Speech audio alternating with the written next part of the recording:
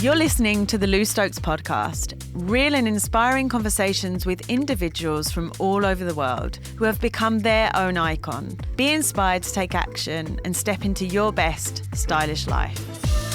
Hi and welcome to the Lou Stokes podcast. On today's episode, I have the wonderful Jenn Lopez and Astrid Provénce. Welcome, ladies. Thank you so much, Lou. We're so happy to be here. I'm so excited that we're having this conversation today. Thank you both for coming into the studio. Thank you for the invitation. You're welcome. Absolutely. There's no place I'd rather be. Yeah. You.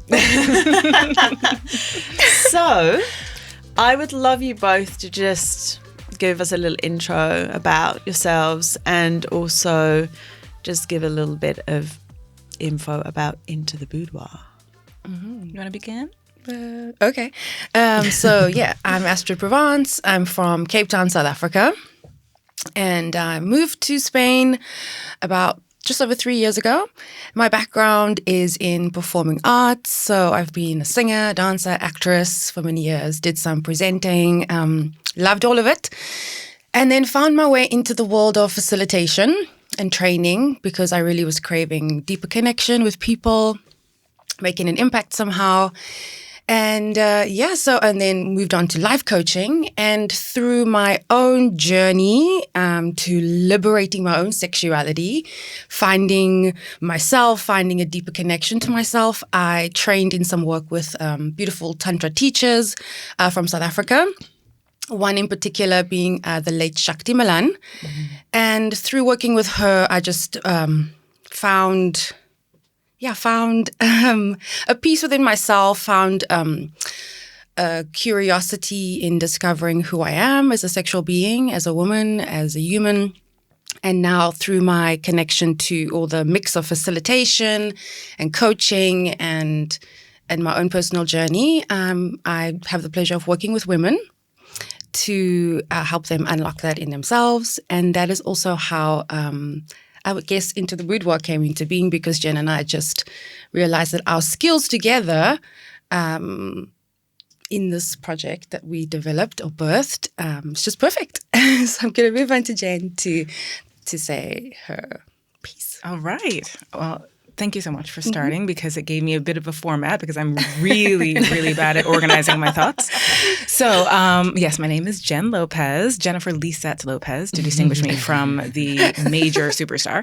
And I am originally from New York, and I moved to Madrid about 12 years ago now. So I definitely see myself as a full-blown expat, starting and creating a new life here. In my past, I have the most experience within the world, just like Astrid, of performing arts. I choreographed musicals off Broadway, and I did a lot of that work through not just university and in my early 20s, but also in childhood. Raised by a music teacher mother, and my father, who is originally from Belize, was a dancer, not a professional dancer, but he was an amazing dancer. So I grew up in a house filled with music, filled with performance. One of my sister and my favorite things to do was to put on musicals and plays and dance performances for our parents. So it was definitely a creative household. So it stands to reason that after university, where I studied weirdly French and Romance philology at Columbia University, just because I felt like learning French, just because. But the pull of the performing arts and I felt like it was something that I couldn't even really choose as a life path. Everyone just kept on pushing me toward it, and people would just say, "Hey, you're a choreographer, right? Can you choreograph this project? Can you do this?" What am I trying? Not boudoir, burlesque. This burlesque show that was one of the most amazing moments of my life is working on burlesque and things like that, which kind of leads into the boudoir. So I'll try to fast forward a little bit. I'm living in Madrid. I became a mother of two, and I did feel that my life was becoming kind of stagnant. I was teaching dance classes, which I really loved, but I wasn't really feeling like I was doing something bigger than myself. When the forces that be brought Astrid and I together. She was part of a company who hired me to be a kind of dance crew facilitator and in fact became a facilitator in a large corporate event where we toured Europe. And that for me was one of the most really life-changing experiences to step out of my comfort zone, do something much more expansive, to really try to change the world by speaking about diversity and inclusion, but using the medium and tools of dance and spoken word and rhythm and all that stuff. So it was amazing. And of course, when Astrid and I met, it was just, we like to call it brown girl magic, because it literally was just like, what? So after that, we just knew, after that project finished, we said, okay, we have to stay in touch. We have to do something together. And sure enough, Astrid approached me and said, hey, I've been getting into this work and doing, I started doing some sensual coaching. And I was wondering, would you like to collaborate and do just something, a workshop for women where we got them in touch with their bodies and showed them their inner power and really got them feeling their juices again, let's say, but in a very deep, transformational way. Would you be able to choreograph a sensual choreography, something simple, but something that could get everyone in their bodies and in that groove? And of course, I was like, yeah, of course, I'll do it. I'd love to. So that's what birthed our first kind of collaboration, which we called Sensual Embodiment. And we did that at the time it was a workshop, and it was amazing. We had a lot of great feedback. For our first one, it was crazy. It was right? really, It was the first time Jenn and I did something together, and well, besides the corporate stuff, and we hardly sort of prepped. We just knew our parts, and when we came together, we're like, we have to do more, because that was just something that, not that we threw it together, but it was inspired and it was very organic. Very organic. And with the feedback we got, it was so powerful. And then I think it was 2 years later when Jenn and I were sitting on a terrace, and go ahead. Take it from here, babe. Well, I feel like because you were such a big part of the birth of it, should we just keep going? Keep going. I mean, just before we talk about Into the Boudoir, talk a little bit more about sensual embodiment. Okay, great. So that was the event that we did, which we just kind of called it Sensual Embodiment. And I think at that time, I didn't even really know fully what that meant. Only what I knew was what I'd experienced with what that meant for me. And so what that meant for me was doing practices like body meditations and breathing and taking time to slow down and, moments in the shower. So all these little things, these little practices that seem so simple and kind of frivolous, started adding up to me feeling damn good about myself, like from the inside out, and, just how it relates to just our bodies and the narrative around women's bodies. And so almost using sensual embodiment, like these simple connection practices that help us to change that story and help us to connect to our bodies being more than just media tools and over-sexualized props. And it's just, the whole thing is just wrought, so full of like complex, what do you call them? Opposite ideas, contradictions that confuse us so much about what our role is as women, how we show up as sexual beings, like dating, all of it. It's just so convoluted and complex. So it almost takes each of us to really do the work ourselves, to really look within. And so that night that we did the workshop was just a combination of sexual dance. No, it was sensual movement. No. I mean, we don't know what happened later that evening for those ladies. I can't say. And just actually what it was a circle, an intimate circle of women just sharing their experiences in a safe space and just breathing and practicing some embodiment and then moving into the dance, which was just so beautiful. We were on such a high after that. I mean, for me, going into that experience, and again, as we said, we kind of put it together quite quickly, and coming from my experience as a choreographer, as a performer, right? I had not done this work yet. I had scratched the surface on doing a bit of work on my own and self-love and just even understanding what that is and giving myself time to actually do things that I enjoyed, things like that. Again, I repeat, I'm a mother, so I was coming out of that early motherhood stage where I thought that I was not allowed to enjoy myself and to have pleasure. Right. So when joining Astrid, I said, sure, I'll make a sexy choreography. It'll be great, which is something that I've been doing for years and years and years. So it was no problem for me. But that's not to say that it was just performative, because I'd seen in my own dance classes, because I specialize in working with people who think that they can't dance, who have very, very low confidence in themselves and think, oh, I wish I could dance like Beyonce. I wish I could dance like Britney Spears, or, I just wish I could dance like you. I just wish I felt comfortable moving. And I say, well, you can. Let me show you how. So when I was, coming up with this dance, I was just thinking, okay, what are the most sort of sensual moves that will kind of, make women feel sexy, even if they don't feel sexy, if that makes sense. So for me, I come from the exterior going into the interior. Mm-hmm. I teach you how to move in a sexy way, even if you're not necessarily feeling sexy yourself. But the power of movement, the power of, stroking your face, mm-hmm. or, taking your finger and dragging it along your leg, or, arching your back and opening your neck. Even just doing those motions, it stirs something inside of you. It may not make you a sex kitten overnight, but it's something that I've seen. I've seen women who come in with, their heads down, and then after my Britney Spears dance workshop, they're walking out, like super excited. They're glowing, and they're in themselves, right? So I was coming from that kind of that outside going in perspective, I guess you could say. And I had never seen Astrid do this work before. I mean, of course, I knew it was going to be amazing, but during this event, I mean, I was like crying my eyes out. I was like, I was, she really took us to that deep place, so that. As you said, I loved how you described, Astrid, how we come from these different opposing fields in a way. It's sort of bringing everything together. So it's taking the outside, teaching you how to look, I guess you could say. I say it, entre comillas, like with my fingers up, like in quotation marks for those who are listening, to look sexy, but it's really about just bringing that into yourself. And Astrid does the work of really digging deep and lifting that energy from within. And together, it's really, really powerful. You can't walk away without feeling something when we do this. So I wanted to add that you said, when people watch Beyonce or people dance well and they see, it's like, and I asked myself, well, what are people actually seeing? What are they admiring? And I think it is that element of being in your body, being Absolutely. Embodied. And we just live in a society that just does not promote that.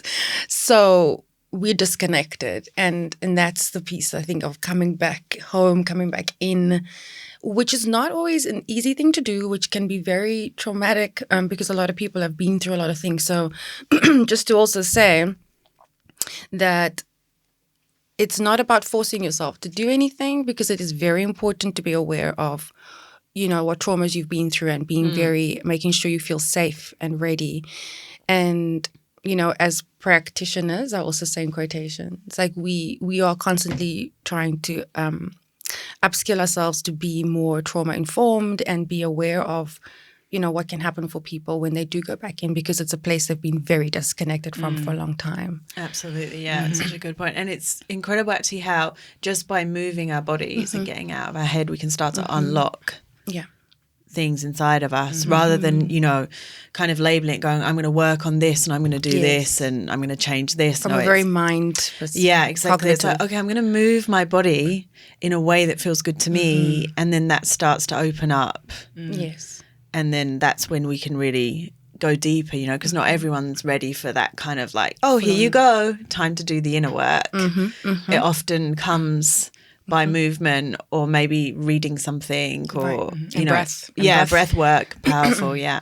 And I think for us, that's what Into the Boudoir is. It's like, we're not saying we're here to like fix everyone, because that's not it. No. All of this is a process. Like I said, I started working on this like years and years ago, and of course you were always learning, you're continually growing and deepening in our understanding or our felt sense of who we are. And I think that Into the Boudoir, that's what it represents for us. We always say we're planting a seed, or we're just offering a space for somebody to, and I say somebody because we're open to all bodies, not just female or, even couples now. So, but people don't know what we're talking about yet. So we'll get into that. We'll get into that. Into the Boudoir. Yeah. Do you want to start? Oh, because, we're about to tell the story of how it began. So I would like you to. So basically, I guess I'll continue the rest of the story of how Into the Boudoir was birthed, and then we'll talk a little bit about what it is. So I was about to turn 40 years old. This was last year. right? Yeah. And No, I think your feeling is like the year before. Yeah, I don't know. We're in 2022 right now. I don't even know what year we're in. I don't know what. 2020. It was 2020. Yeah, I turned 40 in 2020. Yeah. Yeah. So, exactly. yeah. So, where are we? Where are we? I don't know. So as Astrid was saying, we were sitting on my terrace and Astrid said to me, "My lovely, what would you like to do for your birthday?" And I'd been thinking about it for a while. And actually, as it would happen, I just come back from doing the makeup for a Boudoir photo shoot. Now, I didn't mention it before, but I also I was a professional makeup artist for some time, working for Lancome. And so I said to her, I just had this amazing experience at this Boudoir photo shoot. I'm like, I didn't even know what a Boudoir photo shoot was. And for the listeners who don't know what a Boudoir photo shoot is, it is, very simply put, a photo shoot where a woman or women get into their most beautiful, sexy lingerie and have their photos taken in their boudoir, which is French for a bedroom or dressing room, right? So basically, that's what it is. It's simply put, sexy photos in your underwear. Okay, and this woman, and it's very basic form. Very basic form. Yes, and I will also add that this is not a new thing. This is something that women have been doing for a while, and some men, but only very few. And usually, I think. I don't know if I can't say for sure if at its inception it was meant to be for the male gaze, but I'm going to assume that if it wasn't the reason in the beginning, it definitely became the reason later on, that it was about women, taking these photos for their partner, for their usually their male partner, to basically give them a physical version of owning their sexuality. However, in recent years, boudoir photo shoots have had a kind of resurgence as a way for women to celebrate themselves, celebrate a life event, for example, like a 40th birthday, or maybe celebrating a divorce, or celebrating a surgery or something like that. But it has developed into an event, an activity for a woman to celebrate themselves. Yeah, and in the context of the body positivity movement, I think that's really exactly absolutely exactly. Yeah. So after being hired to do the makeup for this event, it was a group of these beautiful young women who were just wandering around this beautiful apartment in La Latina in their underwear with like champagne in one hand, and they were just in music blasting, and they were just having the time of their lives. So when Astrid said, "What would you like for your 40th?" I said, "Oh my gosh, this was an amazing experience. Like, I don't know, like I felt like just to be around them. I was like, yes, this is how we should be all the time." and Astrid said, "Well, do you want me to organize one for your 40th?" But I feel like also, Jen, you're leaving out the part where Jen and I will like go off into another world with ideas. So in between the time that I asked her what she wants to do for her birthday and telling me about the boudoir shoot, we'd already started ideating the business. Yes. Like it went from, she had this amazing experience to like, okay, we need to give people this experience. And like with our skills, and we sat there, we were like, holy shit, with your thing and with my thing, we should do this. We could do this. It would be amazing. So, and then we piloted it at her birthday party. Yes, exactly. And it was nothing short of amazing. It was magical. It was just so much fun. And I think ultimately what we had posited, which was what we do together is amazing. It would be amazing. It really was. It was just a wonderful, magical experience for us and those who were involved, our very good friends. So from there, so what is Into the Boudoir? Do you want to start with, should we go big and then wind it down? Or what do you think? I think what is Into the Boudoir? Into the Boudoir is just what we, creatively and inspirationally just, and I don't say birthed really, like we said before, but just, I love it when that moment of magic happens, when, and with Jen and I, it always feels really magical when we do something together. So we like to see it as an experience or a few different experiences that we can offer people. Because it's like, I want to go back and say that I once had a really powerful experience with my body where I was at a retreat with 25 women or something in the wilderness in South Africa. And we were free to be naked whenever we wanted. And we had actual, activities where we would just be encouraged to be naked. And that one experience did more for my inner peace about who I am. Wow. And a body than, I don't know, probably like anything I've ever done. And so I think that's the piece for us that got us really excited because we decided, this should be a group activity. It's not solely a group activity, but Into the Boudoir is an experience where we invite at the beginning, it's evolving now, but where we invite women or a group of friends that feel close to open their home if they're having a celebration. And so you're having your own little party, you're having your moment with your friends, and we come in, join you, and we bring you an experience. And that experience consists of makeup by the wonderful Jenn. And so preparation, getting your makeup, your hair ready, sorting like your lingerie, because it's a lingerie party, okay, in case we didn't mention that.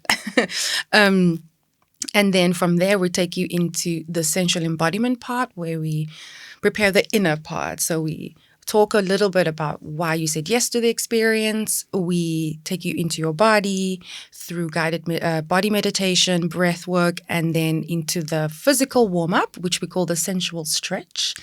And then we prepare them for the posing. So we actually help them, show them which parts of the body to move and focus on and what to do, what not to do. And then we go into the phase of the actual photography. And we have a wonderful photographer, Julian Stout. And he's just so good with everyone. He makes everyone feel so comfortable, and he's really fun and witty.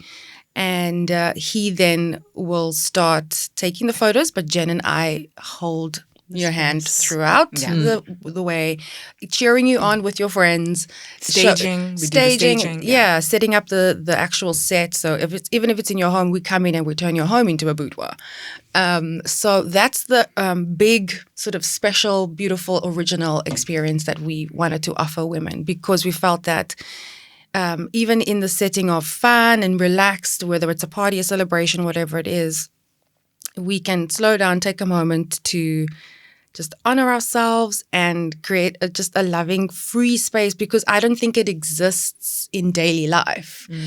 It's not often where you come into a space where you can, talk about what you're experiencing with your body, your sexuality, how you feel about yourself, and be in your lingerie where you feel no one's judging you, and you can play, you can have fun. And even if it's just for that moment, I think it plants a seed, it sparks something when you can see yourself in the sexy lingerie and like you've deliberately gone and bought something. You've deliberately put that time and energy in to feel good about yourself. And then, you can share that with your friends. Of course, we've had women who've done it on their own before. We've had a couple do a shoot with us as well. So I think there's a lot of space for... It's like a ritual. Absolutely. It's very ritualistic. It's like you're going to this ritual, because it's not just, okay, I'm going to put some sexy lingerie on and I'm going to have some photos done. No, it's like you're actually creating this space. Very intentional. Central stretch, the body meditation, like really coming into your body. Because, I mean, to all our listeners, I've done this with Jenn and Astrid. It was absolutely amazing. And I feel pretty confident in my body. But it was interesting what came up right before I actually went to do it, or maybe even the day before, because the mind is very clever at playing games with us. And so, to actually go into this space and have that kind of time to just kind of get into your body and start to relax, because I'm sure you've seen the women or whoever is having this experience that they probably feel slightly nervous every single person conscious, every single person. And also, I mean, Astrid and I, we both have had some, commercial modeling experience. And I mean, we know what it feels like before you get your photos done, even though you have a certain amount of confidence, you're getting paid to do these things. So you're like, okay, well, I'm here for a reason. But even still, just showing up cold turkey here, take off your clothes, do this, stand there. It's a rough thing. So that's why I think Astrid and I in particular are really, really good at creating this safe space. We know what you need in order to feel comfortable in front of the camera. And we're there every step of the way. And one other little piece I wanted to add, because Into the Boudoir, and we'll go into the kind of other smaller, smaller offers that we do. They're also just as powerful. But the Boudoir photo shoot is it's the big Sunday, hot fudge Sunday of the services that we offer. But the thing with Into the Boudoir, who we are is really what Into the Boudoir is, and that is we're trying to really start a revolution, or rather continue a revolution that has started, which is to give women and let's say humans permission to celebrate themselves and celebrate their bodies. Because, I mean, to even say yes to a boudoir shoot, you've already done probably a lot of work to get there, right? But what we're trying to do by existing is saying it is not only okay, but it is beautiful and amazing to take off your clothes, just wear a little bit of lingerie, or heck, be naked if you want to. But just allowing that to be an okay thing, because I run with different types of people, and I definitely am around women of a certain age, let's say moms and things like that. And when I tell them about Into the Boudoir, you would be surprised. I mean, how many of the reactions are just silence or just wide eyes or like, oh, wow, okay. I mean, real discomfort. Mm-hmm. And I'm stepping into that discomfort. I'm stepping in and be like, listen, I know I'm trying to be accepted by you. I'm trying to, I'm trying to belong in this circle. And this is what I'm doing. You want to get naked? You want me, you want me to help you get naked and we'll take your photos? And, the reaction is really jarring, but that makes me understand how much we need it. Yeah, and how, absolutely. And the interesting thing is, even when we birthed this, we keep saying, and when we put it out to the world, the reaction, some of the silence that we got from some people in the beginning, which we were a bit kind of worried about, like, why, this group of people, they're not really reacting at all. This group is reacting better than we thought, et cetera, et cetera. But now we're starting to hear, oh yeah, I've heard of you guys. I actually secretly really want to do it. Mm-hmm. I'm saving up for it. Or, we're literally we're planting a seed and giving people, women mostly, permission to do this when most women think that it is not okay. And most women don't believe that they own their own sexuality. And that is a problem. If you say I'm secretly saving or secretly wanting to do this, then that's already just showing you, well, how far we have to go. Yeah. And why does it have to be a secret, right? And Lou, I wanted to go back to your experience, because you were saying like you are confident and the piece that came up for you, and I'm wondering if it's more that piece around like owning your like sexuality, or that like fight, like that part, the sensual part, or what was it for you? Great question. Yeah, because your experience with like this kind of work in terms of like showing up. And So like I was saying, I'm not afraid of the camera. Exactly. I feel confident in my body now. I didn't used to. Most of my listeners know, and you guys know it. So I had eating disorder issues, body image issues, massive body dysmorphia for a long, long time. And actually, interesting enough, the more I show up for myself, the voice that, I call her Boney, who's my anorexic or body distortion voice, she, she's quieter because I'm showing up and I'm actually embodying who I really am, right? And so when I think it was Jenn suggested to me, I'd really like you to, to do this for your birthday as a gift, and which was, I was really excited, and it was fine until like it came to that moment of like, oh, what lingerie am I going to wear? And it was kind of interesting. And then I had this thing which was very revealing for me, is like, I don't know if I didn't consider myself sexy, but because of my physicalities, I've always felt like I'm not like a voluptuous woman with curves. And so, of course, that's a program program of mine of like, oh, sexy is, voluptuous. And I mean, sometimes I don't even wear bras because I have hardly any boobs. So it was like, I don't really have any bras, And so it really made me think about like what sexy means and what is sensual. And understanding as well that there's a difference between the two of them, and that who defines what sex is? I do. 100%. Yeah. And I just want to add to this, but I do want you to continue if you have more. But I think what I think is really sick in this culture is that, for you to be thinking, oh, maybe I'm not voluptuous enough, whatever the little Boney was saying to you. But on the flip side, I do have boobs, and I envy women who don't have boobs, because for me, like having the like flat chest where you can wear these like low cut things is super. When I see flat women, I'm just like, oh my gosh, they're so sexy. Like for me, having boobs is like grotesque and like slutty, and and these are the things that go through my head. Whereas someone will look at me and think, oh my gosh, your boobs are amazing. Like I wish I had that. And we're always told we're not enough. We are told on a regular basis, not just women, everybody, like every human on this earth is told in some way, somehow that they're not enough.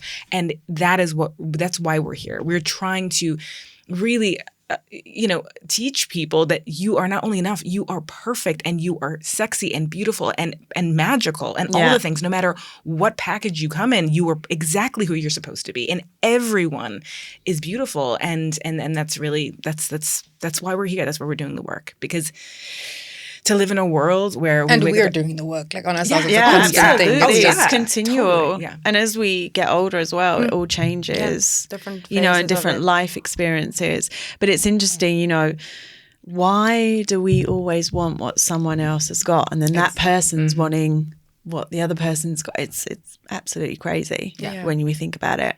I think it's just like such a deep disconnect. Absolutely. Such a deep disconnect. And it's been reflected in how we treat the planet. It's reflected everywhere, I think. And one of a Tantra teacher I followed, I'm trying to remember her full name, Sophia something. She speaks about like we can come back home to ourselves in many ways. Yeah. It can be a lot of deep inner work, but it can also come from the outside in, because it is our first connection to the outside world. Is the skin, is the external. So we can't really deny that or say that's superficial, because I feel like that's where we're sort of attacked, but that's where we feel our most vulnerable because of how we've been programmed to and conditioned to see ourselves. Yeah, absolutely. I remember, so when I was in, some of my darkest days with the eating disorder, I would wear black baggy clothes, so I would hide my body. I used clothes as armor. And so getting naked or getting down to, your underwear is a very vulnerable space. It's like it's almost like, for me actually with the experience, it was like, well, here I am. Here I am. Yeah. Like, I can't, there's nothing to hide, I've got no clothes on, like this is it kind of thing. And it's, which is scary. And it's really scary. It's scary and it's hard.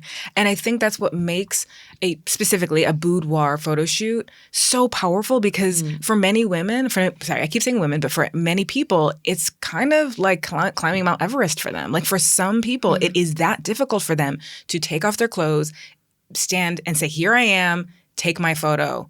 And I mean, it is something, it's one of the hardest things that you could possibly do in many cases. And then once you do it and then you see these stunning photos of you and we say, this is you, this stunning woman, this stunning man. We've never had anyone not say, oh my gosh, is that me? Yes. Yeah.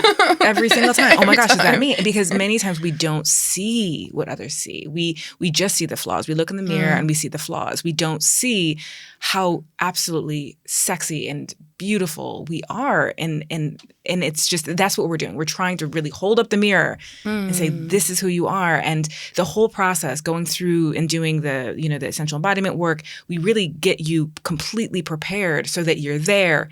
The photos are being taken, and then, wow, it's the cherry on top. And then you get to go home. Well, not that day, but you do get those photos to keep for the rest of your life. I'm showing off to whoever you like, giving them to your children. I mean, it's a really, really powerful. It's a powerful thing. Yeah, it's a beautiful experience. For me, it was like unlocking parts of myself that were dormant. Wow. Yeah, and seeing myself in a different light. And it's so wonderful for us. And that's like, we prepare people as much as we can. Of course, like, there's nothing that anyone ever has to do. And you can show up however you're feeling, however, you want that day. But honestly, for us, seeing women go from so nervous to like, oh, I don't know if I want to show this or show that, to we see the transformation happening before our eyes. As soon as people get more comfortable, and then suddenly, we've had people go from so shy to suddenly, oh, can I take all my clothes off? Like 100%. Yeah, absolutely. We're here for it. We are here for it. And I sometimes think, the photos are great to have, but I feel like just that it's almost like this initiation, or this giving yourself this opportunity to step out your comfort zone. And so a lot of the work for us is building trust and holding that safety for people and letting them know that, we're here, we got you, and like the whole way. And then just seeing people flourish. Yeah. And once they've gone through it, then they have a newfound trust in themselves. Absolutely. You know? And we hope that we planted a seed of self-love, and that they will carry that with them and really think to themselves, what way can I pleasure myself today? Or maybe not pleasure myself, or maybe that. But how can I experience the world from a place of pleasure and from a place of, just being in this world in my power. And it's true, sexual power, our sexual power, it's literally what makes life, guys. It's our life source. I know nobody likes to talk about it. At least I'm American, so we don't like talking about sex. We don't like being naked. It's all taboo. British as well, no? Less so though. Less so, right? I feel like you guys can talk. We talk about sex a bit more, because there is some taboo around it. Isn't it more like sort of a jokey way versus? Yeah, I mean, Brits very, they're dark kind of witty sense of humour. Yeah. Maybe if we got down to the nitty gritty of it. Yeah, it'd be a different but thing. That's the thing. It's so strange that like the one thing that's probably the most natural thing in the world is like the thing that everyone finds the hardest to talk about. Exactly. Like getting naked and being in your power. Yeah. I mean, literally your birthday suit. Yeah. And it is the most magical thing, because it actually creates life. Like, this is why we're here. We all came from sex, guys. Just saying. I know you don't like to think about it, but we all came from it. And so to not be able to harness your sexual power, it's like, it's so heartbreaking, because it's your power. It is your magic in the world. And if you feel like you can't own it, if you feel like you can't express it, if you feel like you can't be a sensual being and experience everything that life has to offer, and sensuality being one of the most important things, it's I think it's like what do you want to say, like a crime against nature to not be able to feel that, you know? Yeah. And as society has just put us in boxes to control us, this is the easiest way to take away someone's power, is to take that away from them. And so we're trying to give it back, especially to women, because we all know that that was the first thing to go. And so it's a really, I don't know, I think it's because, again, I'm a mom and I have 2 daughters, and I know, we know we can't change the world tomorrow, but this is what I want to leave behind. I want to leave behind a slightly more open and compassionate world for my daughters to live in. And I want them to feel like they can be sexual beings and be and live in their power and, their creativity and feel whole and feel beautiful connected. And perfect and connected. Yeah. And not competitive, not comparing themselves, none of that. Like, I want them to feel like everyone is beautiful, they're beautiful, and it's all good. And I mean, I know, again, into the boudoir, that's our overarching desire. But talking about like motherhood and having kids and stuff, if you bumped into your 16-year-old self today, what would you say to her? Ooh, okay. So I would say, I might start crying now. I would say you are loved. You don't believe that you are, and you probably don't believe that you're lovable, but you are more lovable than you can possibly understand. And then the second thing that I would say is,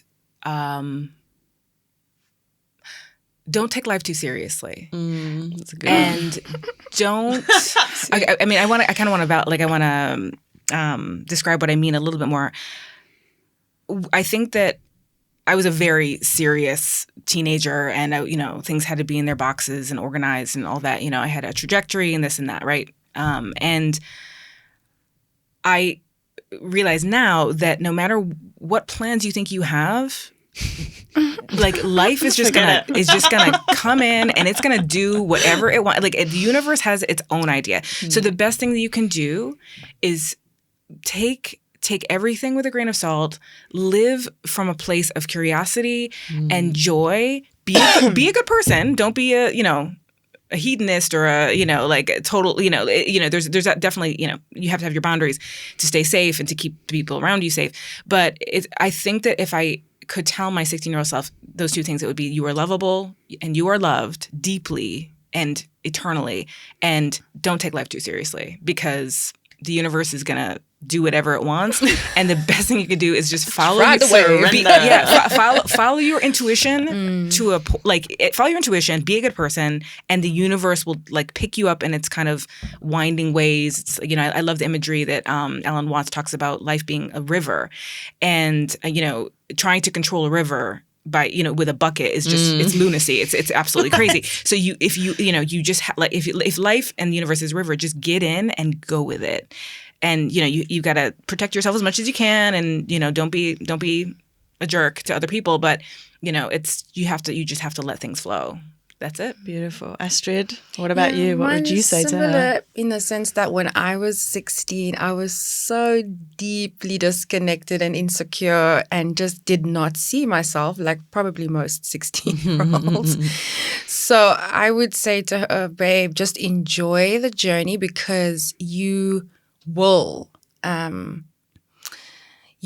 see yourself. You will do great things, and you know, like, you're not even going to believe what things you're going to end up doing or where you're going to live. And it's just so exciting. So just enjoy each moment and don't worry so much about what other people think about you. And I think that would be a big one is practice connecting with yourself, practice getting to know yourself so that you can worry less about what others think about yourself, and trust. Yeah, trust the process. Yeah. Oh, I love that. You're not gonna, girl. You're not gonna believe. Girl, you're not gonna believe. OMG. I love it. Beautiful. So, wrapping up, any last words of wisdom in one sentence? Oof. Don't think about it too much. Oof, that's a tough one. But I would say, I think that's the line. Don't think about it too much. Yeah.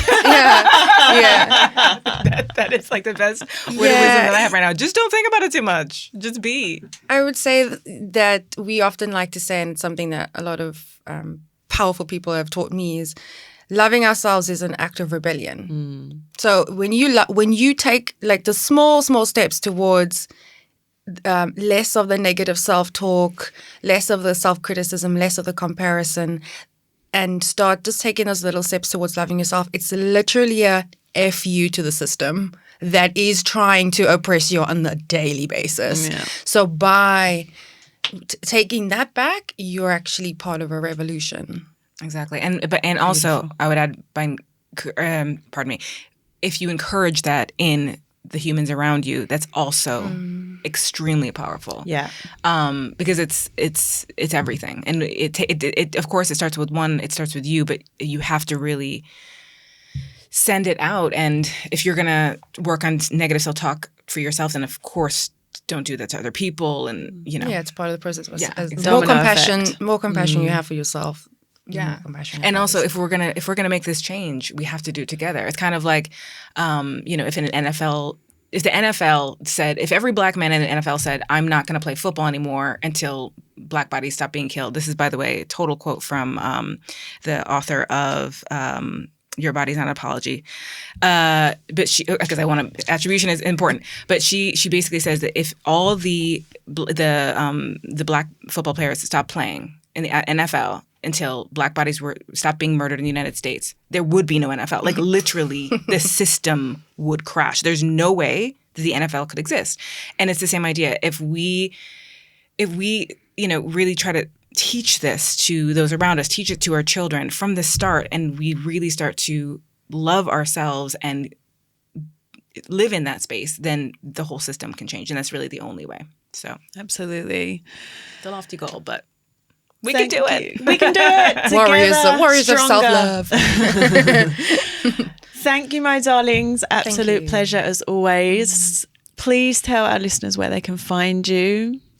So probably easiest would be on Instagram at this point. And our website, which is by the same name. Yeah, so we're just into the Boudoir. And on Instagram, we just, post some inspo and yummy photos and all that good stuff. And then you can find our website there as well. It's just into the Boudoir.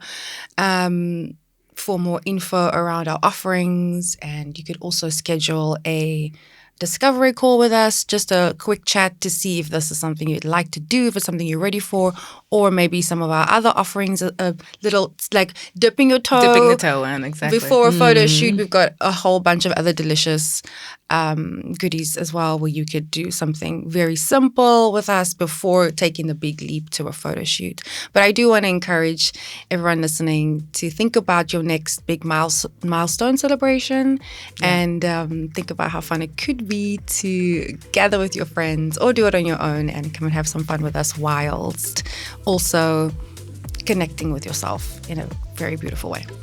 Amazing. Well said. I will leave all the details in the show notes. Thank you both once again. Lou. Always a pleasure. You, and thank you to our listeners. I hope you've enjoyed this conversation. Lots of love. I hope you've enjoyed this episode, and if you did, please subscribe to the Lou Stokes podcast. Rate and review in the Apple Podcasts, Spotify, or wherever you're tuning in from. I'd be so grateful. Also, check out the show notes to learn more about my guest and learn more about me on my website, www.loustokes.com. Until next time, be inspired, take action, and become your own icon.